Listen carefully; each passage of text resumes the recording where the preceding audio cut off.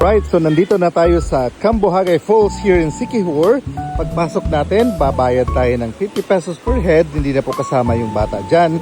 Along the way guys, pwede tayong bumili ng mga drinks bago tayo bumaba. Alright, so careful tayo sa stairs guys. It's about 135 steps. Napaka-steep po, kaya hold tayo sa railings guys, no? Kasi medyo steep talaga at dangerous itong bababa.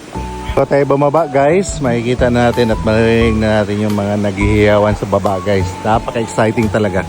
Guys, bubungad na sa atin yung falls at saka yung mga rafting. And then there will be a photography here which is very famous here in this area. So yan guys, no? Ito na po yung falls and may bayad po dito guys. Ayan siya. Dito naman sa bandang to guys, pwede tayong tumawid doon sa kabilang part or the cottages are there. So may mga bayad din yan guys. And look at the falls. Woo!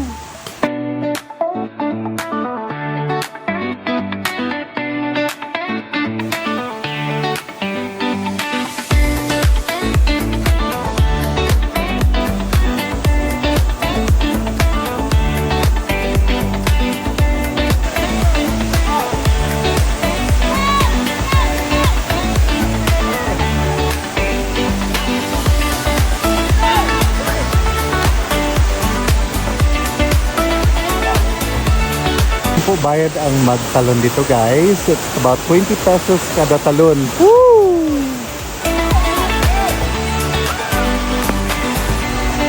Pwede tayong tumawid dito guys gamit lang ang bamboo footpath. Ayan guys, this is the falls. Medyo malamig ang tubig ngayon. Look at that. Mga foreign dito guys, mga life vest.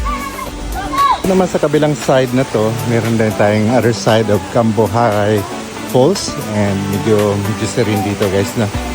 So ayan, pwede tayo magpa-pictorial, Instagrammable.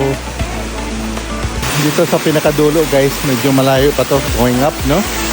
And careful lang tayo dito guys kasi napaka-slippery talaga ng mga bato. So nasa third level na tayo ng falls. Ayan guys. Kita natin guys, mayroong mga nagtatalunan.